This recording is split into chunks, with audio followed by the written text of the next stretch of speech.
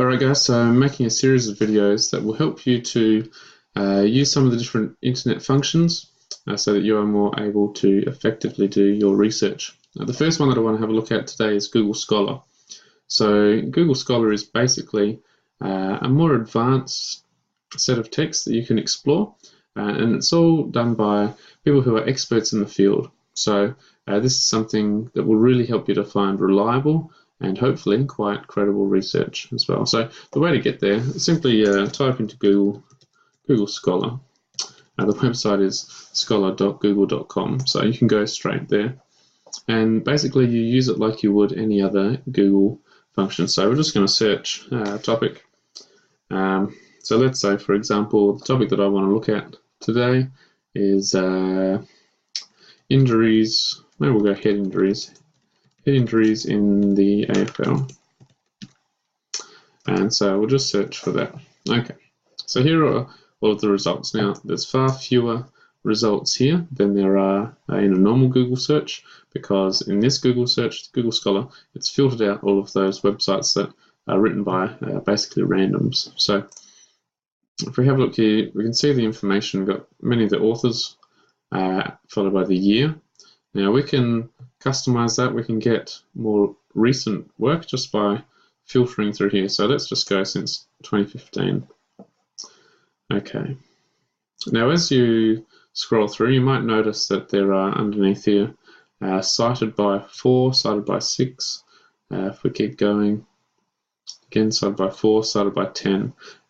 When you see the word cited by, what that means is that other sources have used this one as a reference. So the more that a source has been cited by someone else, the more reliable that is, because people have gone, oh, that information is useful, I'm going to use that in my research.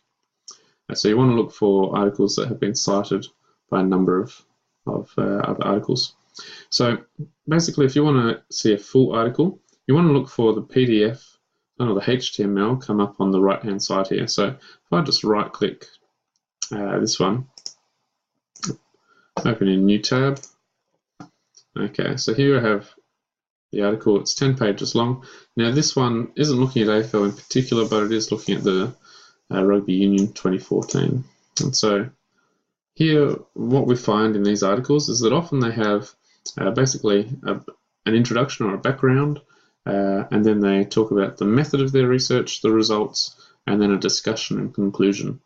Basically, we just want to have a look at the introduction or the abstract, and then the discussion and the conclusion at the end. So I'll show you in this one where we can find it. Basically, this first section here, through there, it's our introduction, and it keeps going all the way down there. And so what I'd be looking for is for small quotes.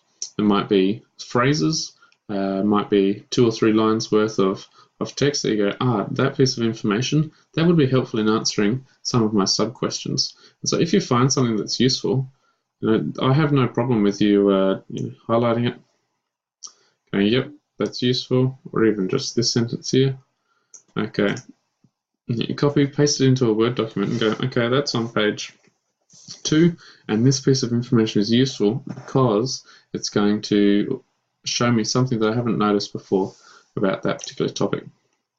So where you see participants, competition, data collection, you can skip all that kind of thing. Even the results, it's very mathematical, so sometimes it's useful to just skip that. And then to come down to the discussion, some of these here, which would be quite useful, I think. And the conclusion. It can also be useful to have a look at the references that are here. That will show you a whole range of other sources that you could be having a look at for your own research. And basically, I would be looking for you to have at least 3 journal articles in your research. You can find them on any topic at all. And so I encourage you to have a look at that and to definitely use Google Scholar as one of your research processes.